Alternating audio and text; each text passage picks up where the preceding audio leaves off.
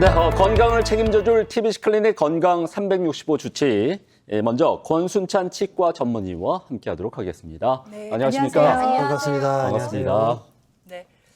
요즘 아침 저녁으로 일교차가 많이 나잖아요. 네. 환절기라 그런지 감기 환자들이 참 많은데 또 이런 가을에 환절기 턱관절 질환이 생기기 쉽다고 들었습니다. 네네.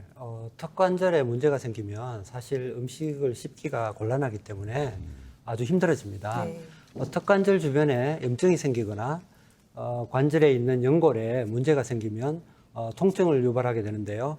이런 경우를 대비해서 미리 치료를 받고 아주 예방을 잘해서 네. 가을에 맛있는 음식을 많이 먹었으면 좋겠습니다. 네. 그래요, 예. 그렇게 맛있는 음식도 많은 가을철인데 네. 반대로 또 가을철만 되면은 좀 우울하다 그런 분들이 많이 계십니다. 저도 좀 그 남자는 이제 가을 남자죠. 가을 남자잖아요. 네, 그래가지고 이게 또 맞는 말인지는 모르겠지만은 이 우울감과 스트레스가 우리 몸의 면역력을 떨어뜨려서 이 구강 건강을 좀 해칠 수 있다는 얘기가 있더라고요. 어떻습니까? 네, 그렇습니다.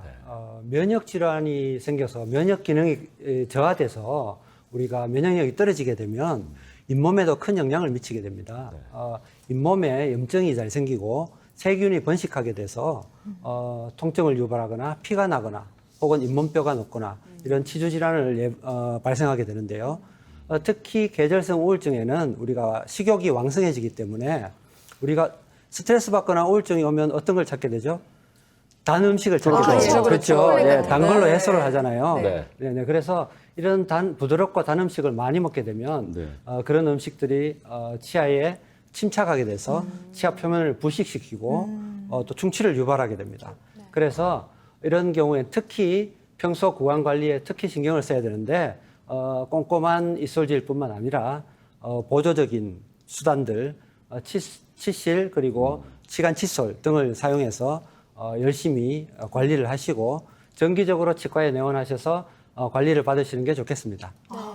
사실 치아가 손상되면 이게 자연스럽게 다시 회복되기가 참 힘드니까 꾸준히 관리가 필요하다는 건 누구나 다 아는 사실인데요. 근데 또 요즘 무엇보다 기대 수명이 100세 이렇게 막 늘어나다 보니까 제가 고민이 하나 생겼어요. 제가 또 먹는 걸 워낙 좋아하잖아요. 근데 네.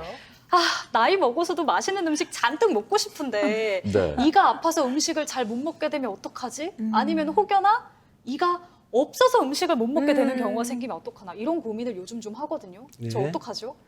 요즘은 사실 그런 고민을 크게 하실 필요는 없습니다. 그래요? 왜냐하면 예전에 비해서 15년 전, 20년 전에 비해서 임플란트가 너무나 발전을 했습니다. 예, 그래서 치조골이 없는 경우에도 충분히 치조골을 만들어서 임플란트를 하고 기술이 많이 발전했기 때문에 네. 충분히 저작 기능을 회복할 수 있도록 하는 게 가능하리라고 봅니다. 네, 요즘 사실 임플란트에 관한 정보가 너무도 많습니다. 네. 이렇게 정보가 넘쳐나다 보니까 잘못 알려진 정보와 상식들도 네. 많은데요. 오늘 네. 이 시간 궁금증을 한번 해소해 보도록 하겠습니다. 자, 그럼 OX 퀴즈로 한번 시작해 볼게요, 원장님. 네. 자, 첫 번째, 이가 없다면 임플란트를 반드시 해야 한다. 옵니까? X입니까? 세모라고 하겠습니다. 세모예요. 사실 반드시 해야 되는 건 아닙니다. 네. 예, 반드시 해야 되는 건 아니고 우리가 지금 자료 화면이 나갈 텐데 저 자료 화면에 보시면 임플란트도 되어 있고 앞니 쪽에 보시면 앞니는 임플란트를 하지 않고 브릿지를 했습니다. 네. 예, 저렇게 뼈가 너무 소실돼서 임플란트를 하기 힘든 경우나 너무 기간이 오래 걸릴 경우 그러면 이 수술도 까다롭게 받아야 되고 그런 경우에는 차선책으로 브릿지나 틀니를 이렇게 할 수도 있습니다. 하지만 사실 옆에 치아를 건드리는 게 사실 좋은 건 아니잖아요. 그죠? 그렇죠. 예, 그래서 가장 좋은 대안은 임플란트라고 말씀드리고 싶습니다. 네. 제가 오늘 원장님께서 나오신다고 해가지고 주변에 막 물어봤어요. 여러분 궁금한 거 있으면 물어보세요. 제가 해결해 드릴게요 했는데 마침 임플란트에 대해서 궁금한 질문이 들어왔습니다. 바로 달서구에 사는 김땡땡 주부님께서 주신 질문인데요. 네. 참고로 말씀드리면 제가 자주 가는 음식점 사장님이십니다. 아하. 네, 질문을 한번 읽어볼게요. 그래요? 저는 막창을 너무 좋아해서 막창집까지 운영을 하게 됐습니다. 하루라도 막창을 먹지 않으면 잇몸에 가시가 돋을 만큼 막창을 좋아하는데요. 그런데 최근에 이가 아파서 병원에 갔더니 이를 뽑고 임플란트를 해야 한다고 합니다. 주변에 물어보니까 무조건 뽑으면 안 된다. 그리고 또 어떤 사람들은 아유, 무조건 뽑고 새로 심어야지. 막 이렇게 의견이 분분한데 원장님 저 어떻게 해야 될지 모르겠어요. 저 임플란트 해야 하나요? 이렇게 질문을 주셨거든요. 네. 진짜 어떻게 해야 돼요, 이분은? 네, 대답을 드리겠습니다. 네. 사실 이가 잇몸 치료를 통해서 살릴 수 있는 정도의 어떤 질환이 있으면 웬만하면 자기 치아를 쓰는 게 좋겠죠. 네. 하지만 우리가 너무 미련하게 꼭 빼야 될 경우가 있는데도 버티는 경우가 있습니다. 네. 어떤 경우냐면 그 주변에 치조골이 너무 녹았는데 그 염증이 인접 치아에 파급돼서 그 잔치아뿐만 아니라 인접 치아들까지도 위험해지는 경우. 예, 이런 경우에는 그 치아를 반드시 뽑아야 됩니다. 예, 그 하나를 조금 더 쓰기 위해서 훨씬 큰 손해를 감수해야 되는 거죠. 네네네. 그래서 치과에서 자세한 진단을 받으시고 그런 경우라면 꼭 뽑는 게 좋겠습니다. 그렇다면 원장님, 저도 임플란트에 대한 궁금증 한 가지가 있는데요. 치아 교정이나 치료를 위해서 발치한 치아를 집에 가져가서 보관하면 좋다는 말을 제가 들었어요. 왜냐하면 이걸 나중에 사용할 수 있기 때문이고 또 심지어 발치한 치아를 다시 잇몸에 심는다라는 말도 들었는데요. 정말 발치한 치아가 도움이 될까요? 발치한 치아를 잇몸에 심는 경우는 사실 사고나 이런 경우에 치아가 빠져버렸을 때 30분 이내에 사실은 급하게 치과에 가서 네. 바로 제식을 해야 됩니다. 왜냐하면 네. 치아 표면이 마르면 다시 심을 수가 없어요. 네네. 그래서 그 치주인대 세포들이 살아있을 때 가야 되기 때문에 최대 2시간. 이것은 시간 싸움입니다. 그래서 최대한 빨리 가서 제식을 해야 되고 사실 그 시간이 지나면 사실 의미가 없습니다. 예, 그래서 감염의 위험도 있고 해서 집에 가져가시는 것은 별로 권하고 싶지 않네요. 그렇군요. 예. 그렇다면 이제 임플란트 수술에 있어서 그 자신의 치아를 좀 활용할 수 있는, 살릴 수 있는 방법이 있기는 한 건가요? 어떻습니까? 네네. 임플란트 수술을 할 때 우리가 보통 뼈가 부족하면 치조골 이식을 하는데요. 여기에는 보통 돼지뼈, 소뼈, 그리고 합성골을 보통 사용합니다. 근데 자기 치아를 뽑을 게 있다면 그 치아를 뽑아서 잘게 부수고 갈아서 특수 처리를 합니다. 네네. 그래서 이것을 감염이 되지 않게 처리를 한 후에 뼈 이식 재료로 쓸 수가 있습니다. 이런 경우에는 거부 반응이 적기 때문에 훨씬 자기한테 유리하겠죠. 네. 예, 이런 경우에 활용하는 방법이 있습니다. 그렇군요. 예. 사실 예전에 네. 집에서 이를 좀 많이 뽑았잖아요. 그렇죠. 우리 두 분은 모르겠지만 네. 저희 때는 좀 그런 얘기가 나왔거든요. 그래서 이를 뽑아서 네. 지붕 이렇게 던지면 그렇습니다. 새 이를 가져다 준다 이런 네. 말이 있어요. 그런 의미에서 궁금한 게 치과에서 이를 뽑잖아요. 집으로 이걸 가져갈 수가 있나요?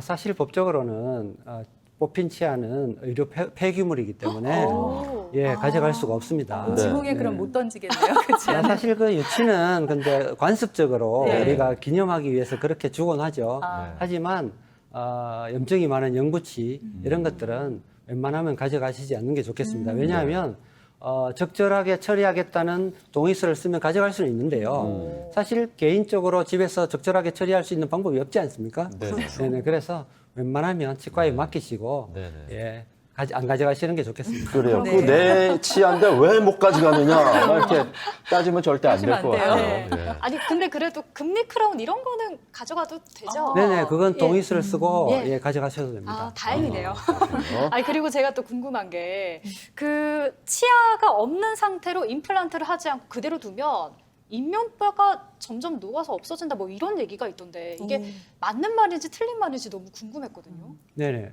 잇몸뼈는 사실 치아를 받치기 위해서, 지지하기 위해서 존재하는 거거든요. 그래서 당연히 치아가 없어지고 나면 잇몸뼈가 흡수가 되게 됩니다. 시간이 지남에 따라서. 특히 틀니를 쓰게 되면 훨씬 빠르게 흡수가 되고요. 그래서 임플란트를 하게 되면 그것을 좀 더 보존하는 방법이 되겠죠. 네, 그럼 원장님 말씀을 듣고 보면 뼈 이식을 해야 되는 건가요? 네네. 임플란트는 직경이 어느 정도 정해져 있기 때문에 뼈가 얇거나 해서 혹은 높이가 낮아서 그 임플란트를 담을 수 없으면 뼈 이식을 해서 뼈를 만들어야 임플란트를 훨씬 오래 쓰고 예후를 보장할 수가 있습니다. 그래서 그 정도에 따라서 다르지만 뼈가 부족한 경우에는 뼈 이식을 작게 혹은 많게 하는 과정이 필요합니다. 그렇다면 원장님, 보통 발치 후 임플란트를 바로 할 수 있는 건가요? 만약에 바로 할 수 없다면 임플란트 하기 가장 좋은 시기가 언제일까요? 여러 가지 시기가 있는데요. 이를 뽑으면서 바로 할 수도 있습니다. 이런 경우에는 치아가 가령 파절이 돼서 뽑아야 된다거나, 즉 치조골은 손상이 별로 없이, 염증이 별로 없이, 이런 경우에는 발치 즉시로 임플란트를 하게 됩니다. 이럴 경우의 장점은 이 발치와에는 사실 신생골을 형성시키는 세포가 발달되어 있습니다. 그래서 그것을 이용할 수가 있고, 그리고 시기를 앞당길 수 있겠죠. 발치와 수술을 동시에 하니까. 하지만 뼈가 너무 없다거나 염증이 심하다면 바로 하는 것은 감염의 위험도 있고 실패의 가능성이 훨씬 크기 때문에 연조직이 형성되거나 뼈가 형성된 이후에 하는 것을 선호하게 됩니다.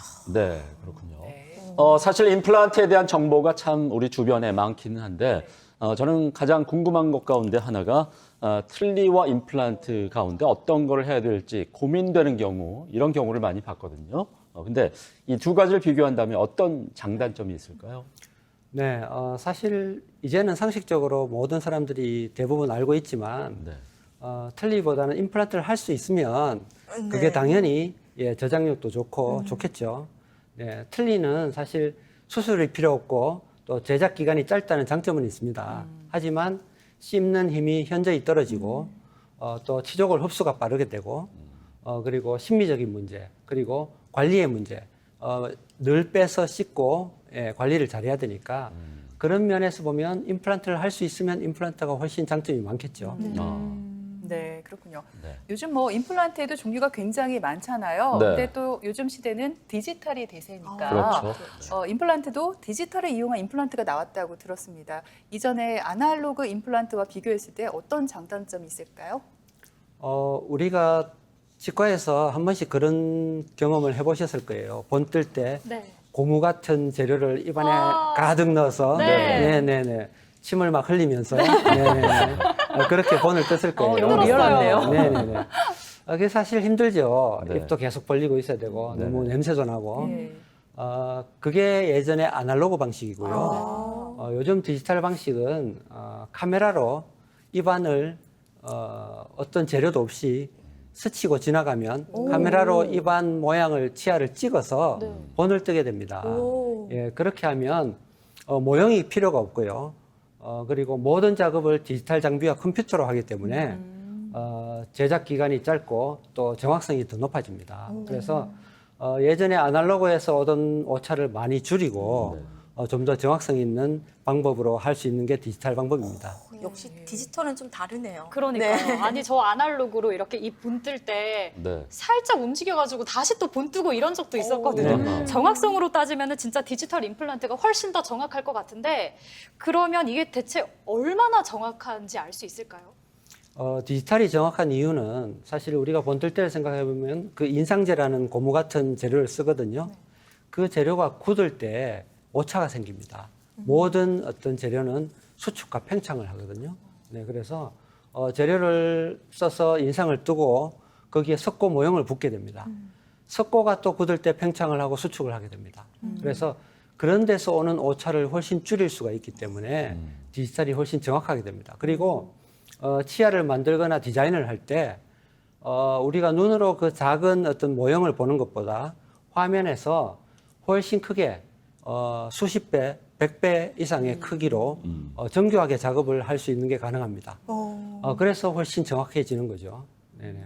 그리고 이전보다 사실 5년, 10년 전보다 지금 그런 장비들이 훨씬 정교해지고 발달했습니다. 프로그램도 발달했고요. 디자인하는 프로그램들이. 그래서 지금은 이제는 진짜로 아날로그보다는 훨씬 정교함에 있어서 추월을 벌써 했다고 볼 수 있습니다. 그렇다면 원장님, 인공치아를 심으려고 해도 치조골이 약해서 심지 못하는 경우도 있을 것 같은데 어떤 조건에서 인공치아가 가능할까요? 심을 수 있는 게?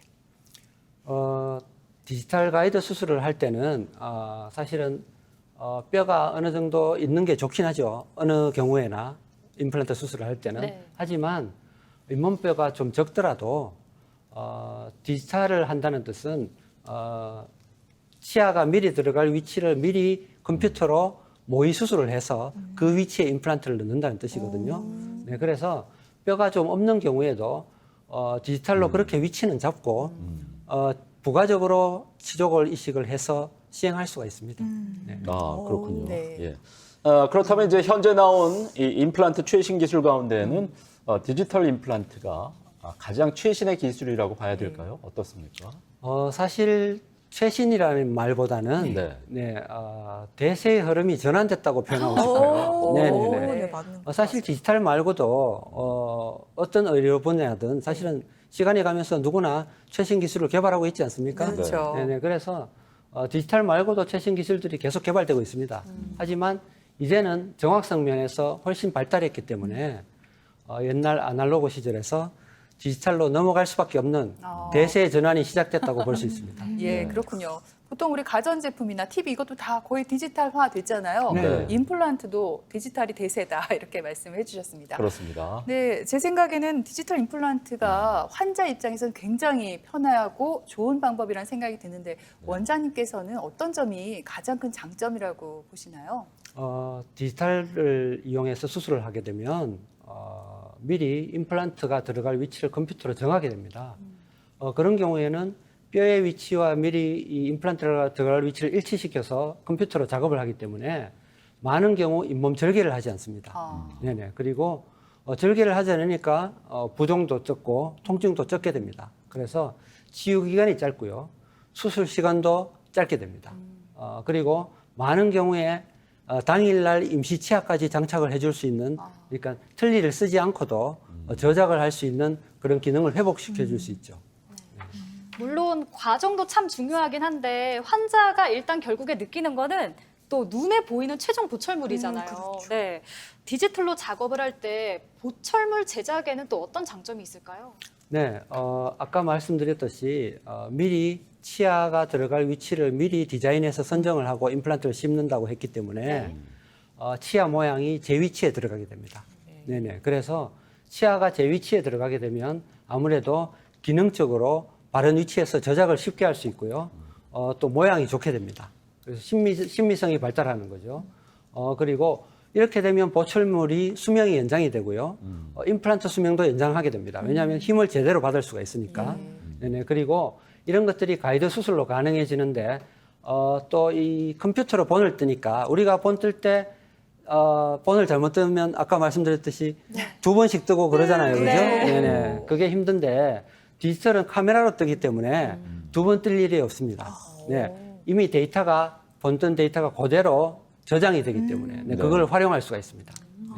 그러니까 원장님이 말씀하신 것처럼 디지털 시대의 대전환이라고 할 수 있는데 임플란트 수술 외에 디지털을 사용하는 것은 또 어떤 것들이 있을까요? 네네. 임플란트 외에 디지털로 가능한 일들은 많이 생기고 있습니다. 예전에는 불가능했던 디지털 틀니. 예, 틀니도 디지털로 해서 3D 프린트로 뽑아냅니다. 틀니를 프린터로 뽑아낸다고요? 네네네. 우와, 신기한데요? 네. 그리고 자연치도 크라운을 하고 인레이를 할 때도 디지털로 뽑아내고요.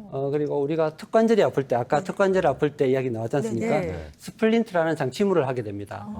턱을 편안하게 만드는 그런 것들도 디지털로 3D 프린트로 뽑아낼 수가 있습니다. 네네네. 그리고 지금은 일부지만 교정도 서서히 디지털화 작업이 진행되고 있습니다. 네. 예. 그래요. 그렇게 치과 치료 전반에 걸쳐서 이제 많이 기술이 디지털화 됐는데 그렇다면 이제 임시 치아를 수술 당일날 이렇게 끼워주지 않습니까? 근데 그게 끼울 수 있는 거죠. 실제로 그렇게 되면 불편함이 많이 감소가 될 수 있을 것 같아요. 네네. 근데 100% 가능한 건 아닙니다. 네. 사실 아까 말씀드렸듯이 치조골이 너무 없거나 잇몸뼈가 너무 약하면 치조골 이식을 많이 해야 되기 때문에 네. 그런 경우에는 자기 같은 임시 치아는 불가능하고요. 네. 대신에 부분 틀니 같은 그런 임시 치아를 하게 되고요. 네. 지금 화면에서 보시다시피 치조골이 어느 정도 양호한 경우에는 우리가 디지털로 수술을 하고 당일에 저렇게 임시 치아를 미리 만들어 놓은 임시 치아를 끼워주게 됩니다. 네. 그러면 수술 첫날부터 식사를 할 수 있게 되는 거죠. 네. 네네. 예, 예. 그렇군요. 그래요. 근데 또 이런 경우도 있을 것 같아요. 네. 치아가 위아래로 없는 상태에서 오래 방치를 네. 했어요. 이때도 전체 임플란트를 할 수 있는지 궁금하고 네. 여기서 생길 수 있는 문제점은 없을까요? 네네. 치아가 전체가 없을 때 사실 시간이 오래되면 치조골이 너무 녹아서 임플란트 하기가 어려워질 때도 있습니다. 그런 경우에는 차선책으로 전체 치아를 임플란트로 하지는 못하지만 임플란트 몇 개를 심어서 그 위에 틀니를 얹어서 고정시키는, 그렇게 하면 기존의 틀니보다는 훨씬 고정이 좋아서 저작 능력이 좋아집니다. 근데 전체적으로 뼈가 양호할 때는 지금 화면에 이렇게 보다시피 전체 치아가 없는 환자의 경우입니다. 그런 경우에 아까 말씀드린 어떤 디지털로 미리 모의 수술을 하고 수술을 해서 이렇게 그 전에 이렇게 가이드를 이용해서 디자인을 하게 됩니다. 네네, 디자인을 하고 임시 치아를 화면에서 보시다시피 미리 만들어 놓게 됩니다. 그리고 저 가이드를 이용해서 임플란트 수술을 전체를 하게 되죠. 디지털로 수술을 하기 때문에 저렇게 개수가 많은데도 걸리는 시간이 예전보다는 훨씬 짧게 됩니다. 그리고 저렇게 해서 당일에 임시 치아를 와. 끼워주게 되고요. 최종적으로 2, 3개월이 지난 후에 보철물을 저렇게 완성하게 됩니다. 네네. 근데 사실 아무리 좋은 임플란트라고 해도 이게 실패할 수도 있다고 들었거든요. 뭐 예를 들어서 뼈와 결합이 부실한 경우라든지 또 임플란트는 잘 됐는데 씹는 힘을 견디지 못해서 임플란트와 고정돼 있던 뼈가 이렇게 뭐 떨어져 나간다든지 이런 얘기를 들었는데 실제로 이런 경우가 많은지 궁금하고요. 또 이럴 때는 그럼 어떻게 해야 돼요? 네네. 임플란트의 성공률은 사실은 90%가 훨씬 넘기 때문에 많지는 않지만 워낙 시술 횟수가 많다 보니까 실패가 당연히 있습니다. 네. 화면에서 보시다시피 임플란트를 한 지 몇 년이 됐는데 임플란트 주변에 치조골이 녹고 염증이 생기고 냄새가 나고 고름이 생긴다, 이런 주소로 내원한 분인데요. 이런 경우에는 사실 치조골이 너무 심하게 녹았기 때문에 어쩔 수 없이 기존 임플란트를 제거할 수밖에 없습니다. 예, 제거를 하고 또 뼈가 많이 없어졌기 때문에 치조골 이식술을 먼저 하고 그래서 치조골이 되면 다시 임플란트를 심고 복원하는 과정을 겪게 됩니다. 그래서 치유 시간이 많이 걸리지만 충분히 저런 경우에도 원상태로 회복이 가능합니다. 네. 기존에 임플란트를 하셨는데 다시 새로 뽑고 다시 꽂고 싶다. 네, 임플란트 하고 싶다. 가능할까요? 네, 물론 가능합니다. 단지 그걸 뽑아야 되는 이유가 있을 거예요, 그죠? 그렇죠. 네, 그래서 대부분의 이유는 그 주변에 치조골이 녹는 게 가장 많고요. 혹은 임플란트가 파절된다거나 그런 경우에 임플란트를 제거를 해야 되는데 네. 어쩔 수 없이 임플란트를 제거를 하는 경우에 치조골도 일부 소실이 되기 때문에 아까 말씀드린 치조골 이식술을 통해서 다시 복원을 하면 되겠습니다. 네. 가능하다는 이제 말씀이시죠? 물론이죠. 네, 네. 알겠습니다. 그래요. 그 치과 치료 가운데 이제 디지털 임플란트에 대해서 오늘 자세히 한번 알아보고 있습니다. 그렇다면 디지털 임플란트가 어떤 경우에 가장 효과적일 수 있는지, 예를 들자면은 뭐 치조골이 없는데도 가능하다, 내지는 아니면 나이가 들어도 충분히 할 수 있다, 이런 여러 가지 효과적인 그런 부분들이 있을 수 있을 것 같거든요. 어떻습니까? 임플란트를 디지털로 수술할 때 사실 가장 장점 중에 하나가 절개를 하지 않거나 시간이 적게 걸리기 때문에 나이 드신 분들, 수술을 힘들어 하시는 분들, 그리고 당뇨나 고혈압이 있으신 분들, 조절이 되는 당뇨나 고혈압이 있으신 분들도 좀 더 편하게 시술을 받을 수가 있습니다. 물론 모든 경우에 임플란트는 사실 뼈가 좋으면 제일 좋겠죠. 하지만 뼈가 다소 흡수되고 없더라도 아까 말씀드린 뼈 이식을 통해서 충분히 디지털 임플란트를 접목시켜서 수술을 가능하게 만들 수 있습니다.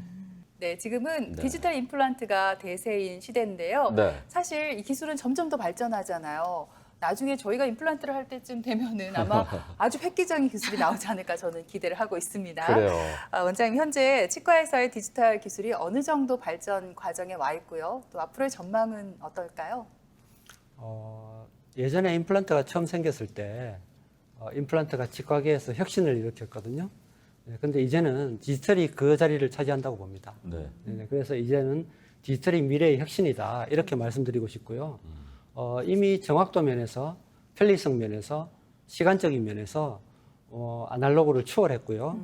그리고 임플란트는 디지털화가 당연히 이렇게 시행되게 되었고 디지털화가 어려웠던 교정, 틀니 부분도 이미 디지털화가 상당히 진행되고 있습니다. 그래서 앞으로는 수년 내에 거의 대부분의 치과가 디지털화 되리라고 확신합니다. 네, 오늘 이렇게 임플란트에 대한 자세한 정보를 함께 알아봤습니다. 네. 오늘 권순찬 원장님 좋은 말씀 감사드립니다. 네, 고맙습니다. 고맙습니다. 감사합니다.